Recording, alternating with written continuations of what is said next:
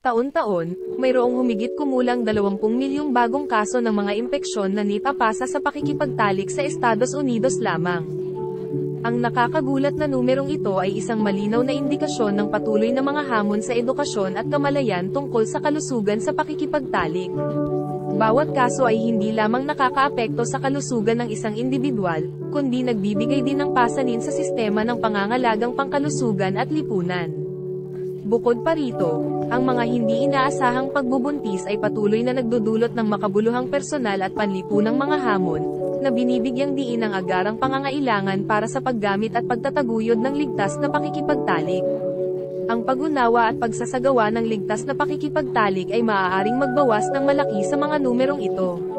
Ngunit ano nga ba ang tinutukoy natin sa ligtas na pakikipagtalik?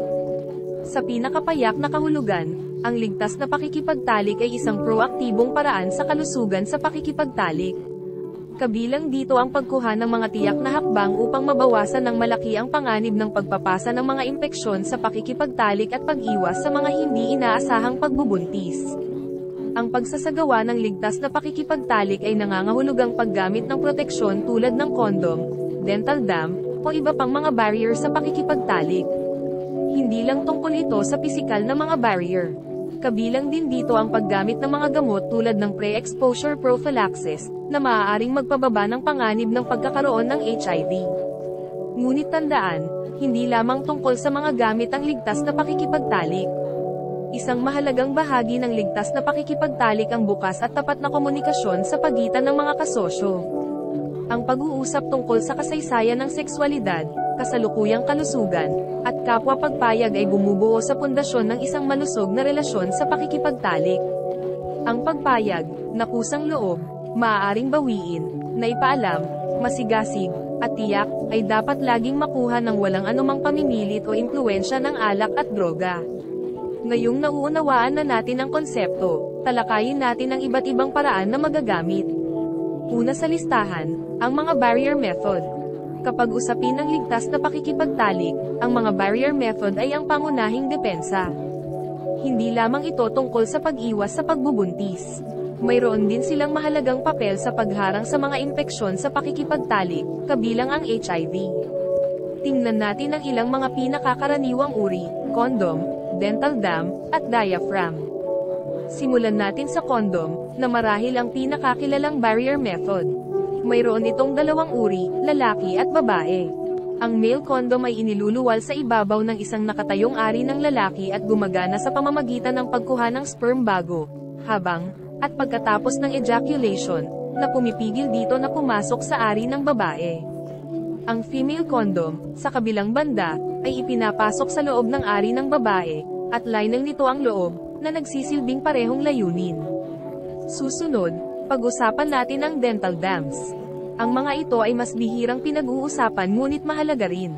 Ang isang dental dam ay isang maliit, parisukat na piraso ng latex na ginagamit sa oral sex sa pagitan ng mga kasosyo. Ito ay nagsisilbing barrier upang maiwasan ang direktang kontak at pagpapalitan ng mga likidong mula sa katawan, na kaya'y nagpoprotekta laban sa mga impeksyon sa pakikipagtalik. Paglipat sa diaphragm. Ang mga ito ay hugis dome na aparato na ipinapasok sa ari ng babae upang takpan ang cervix. Dapat gamitin ito kasama ng spermicide upang epektibong maiwasan ang sperm na makarating sa itlog. Para sa lahat ng mga produktong ito, ang tamang paggamit ay susi. Ibig sabihin nito ay pagsusuri ng petsa ng pag-expire, pagtatago sa malamig at tuyong lugar, at paggamit ng bagong kondom o dam sa bawat aktibidad. Huwag kailanman gamitin muli ang isang barrier method. Pagkatapos gamitin, itapon ito ng maayos upang mapanatili ang parehong personal at kalikasan. Habang ang mga barrier method ay lubhang epektibo kapag ginamit ng tama, mayroon pa ring higit na dapat pag-usapan sa mga kasanayan para sa ligtas na pakikipagtalik. Bukod sa mga barrier, pag-usapan natin ang mga hormonal at intrauterine method. Sa mundo ng hormonal birth control, makakahanap tayo ng iba't ibang pagpipilian tulad ng mga pill, patch, injection, at implant. Ang mga pamamaraang ito ay gumagana sa pamamagitan ng pagbabago ng mga antas ng hormone sa katawan, pangunahing estrogen at progestin, na pumipigil sa ovulation. Walang ovulation, ibig sabihin walang itlog para fertilize ng sperm, kaya pinipigilan ang pagbubuntis. Ang birth control pill, na iniinom araw-araw, ay isa sa mga pinakapopular na anyo. Ito'y humigit kumulang 99% epektibo kapag ginamit ng tama. Gayunpaman, kailangan nito ng mahigpit na pagtalima sa pag-inom nito sa parehong oras araw-araw. Ang patch, na ipinapatong sa balat at binabago lingguhan, at ang injection, na ibinibigay tuwing 3 buwan ng isang propesyonal na pangkalusugan, ay nagbibigay ng kaunting mas maraming kakayahang umangkop ngunit gumagana sa parehong prinsipyo ng hormone. Pagkatapos, mayroon mga implant, maliit na rod na ipinapasok sa ilalim ng balat ng braso. Ang mga ito ay dahan-daang naglalabas ng hormone at maaaring manatiling epektibo hanggang sa 3 taon. Tulad ng iba, ang mga implant ay higit sa 99% epektibo kapag ginamit ng tama. Paglipat sa intrauterine devices, o IUD, ito ay maliit na mga aparato na ipinapasok sa loob ng matris.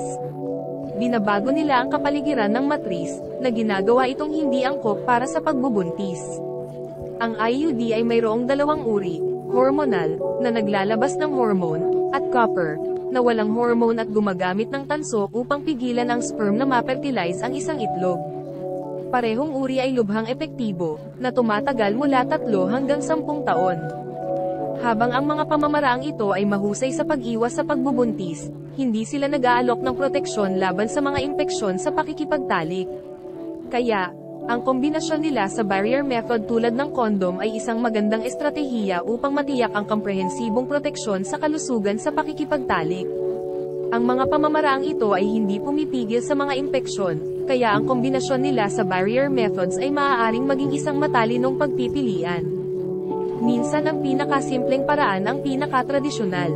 Sa larangan ng mga kasanayan para sa ligtas na pakikipagtalik, ang natural at behavioral method ay naninindigan bilang mga tradisyonal na pagpipilian.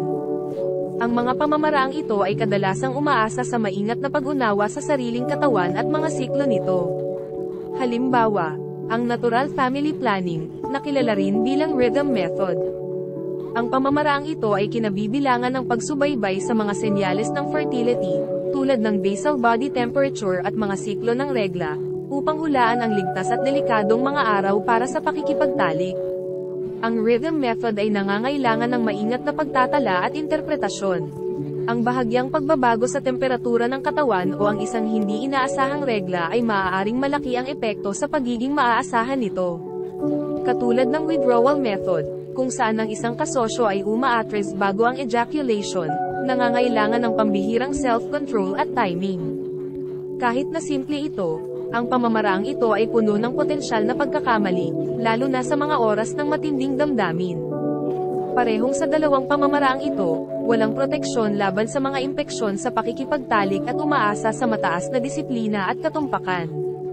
Ang mga pamamaraang ito ay may mas mataas na panganib ng pagkabigo, kaya ang buong pag-unawa at mahigpit na pagsunod ay mahalaga. Paano kung may magkamali? Laging may backup plan. Ang emergency contraception ay isang mahalagang kasangkapan para sa pag-iwas sa pagbubuntis pagkatapos ng hindi protektadong pakikipagtalik o kabiguan sa kontraseptibo. 2 pangkaraniwang pagpipilian ay ang emergency contraception pills, madalas na kilala bilang morning after pill, at ang copper IUD.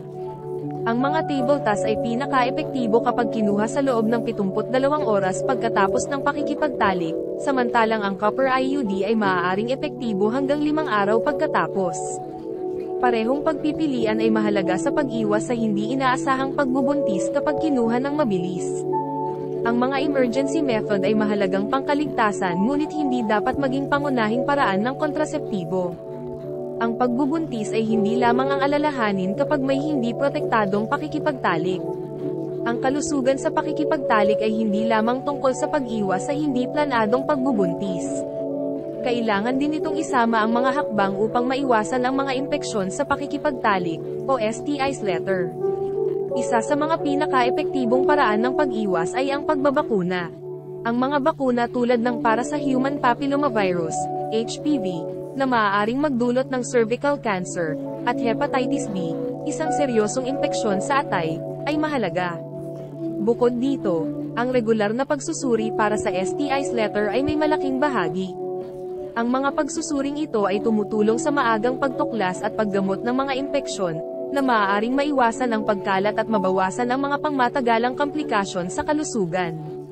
Mahalaga rin ang bukas na pag-uusap sa mga kasosyo tungkol sa sariling kalusugan at kasaysayan ng pakikipagtalik, upang bumuo ng isang relasyon na nakabatay sa pagtitiwala at pag-aalaga.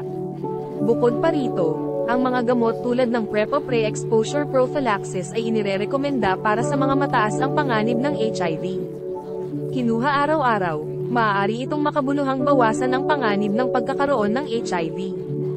Para sa mga maaaring nalantad na, ang PEP o post-exposure prophylaxis ay dapat inumin sa loob ng 72 oras upang maging epektibo.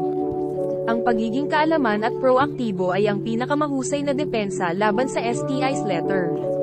Napag-usapan natin ang maraming bagay ngayon mula sa mga barrier method hanggang sa emergency solution. Tingnan natin sandali at tingnan ang lahat ng napag-usapan natin tungkol sa mga kasanayan para sa ligtas na pakikipagtalik.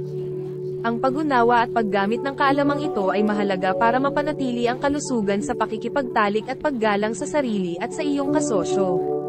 Una, tinalakay natin ang mga barrier method tulad ng condom, dental dam, at diaphragm.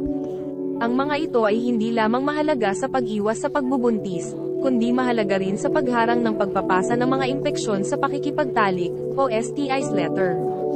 Ang tamang paggamit ng bawat barrier method ay nagpapataas ng kanilang pagiging epektibo, ginagawa silang unang linya ng depensa sa ligtas na pakikipagtalik. Pagkatapos, tinalakay natin ang mga hormonal method, kasama ang birth control pill, patch, injection, at intrauterine devices, IUDs. Ang mga pamamaraang ito ay pangunahing nakatuon sa pag-iwas sa pagbubuntis sa pamamagitan ng regulasyon ng hormone. Mahalaga rin tandaan na bagaman lubos silang epektibo sa pag-iwas sa pagbubuntis, hindi sila nag-aalok ng proteksyon laban sa STIs letter. Kaya, ang paggamit ng isang barrier method kasama nito ay maaaring magbigay ng mas komprehensibong proteksyon. Tinalakay din natin ang mga natural at behavioral methods, tulad ng fertility awareness at abstinence. Ang mga ito ay nangangailangan ng malalim na pag-unawa sa sariling katawan at mga siklo, at bagaman maaari silang maging epektibo, mayroon silang mas mataas na panganib ng pagbubuntis kumpara sa iba pang pamamaraang at hindi nag-aalok ng proteksyon laban sa STIs letter. Ang emergency contraception ay isa pang mahalagang paksa. Available sa iba't ibang anyo, ito ay nagsisilbing backup plan, hindi pangunahing paraan ng kontraseptibo. Pinaka-epektibo ito kapag ginamit sa lalong madaling panahon pagkatapos ng hindi protektadong pakikipagtalik o kabiguan sa kontraseptibo. Bukod dito, binigyang diin natin ang kahalagahan ng pag-iwas sa STIs letter hindi lamang sa pamamagitan ng paggamit ng mga barrier, kundi rin sa pamamagitan ng regular na pagsusuri at bukas na komunikasyon sa mga kasosyo. Ang pag-alam ng sariling kalagayan sa kalusugan at kasaysayan ng mga kasosyo ay makabuluhang makakapagpababa sa mga panganib na may kaugnayan sa mga aktibidad sa pakikipagtalik. Ang pagsasama ng mga tamang pamamaraan ay maaaring makapagbigay ng mas mataas na proteksyon at kapayapaan ng isip. Ito'y tungkol sa paghanap ng kung ano ang pinakamahusay para sa iyo at sa iyong pamumuhay, at palaging pagtiyak na ang pamamaraan ay ginamit ng tama at palagi. Sa conclusion, ang landscape ng ligtas na pakikipagtalik ay iba't ibang at nangangailangan ng proaktibong paglapit. Sa pamamagitan ng pagiging kaalaman at maingat tungkol sa iba't ibang mga paraan at tamang paggamit ng mga ito, maaaring magkaroon ng malusog na buhay sa pakikipagtalik. Tandaan, ang pagsasagawa ng ligtas na pakikipagtalik ay tanda ng respeto sa iyong sarili at sa iyong kasosyo. Maging ligtas at manatiling alam.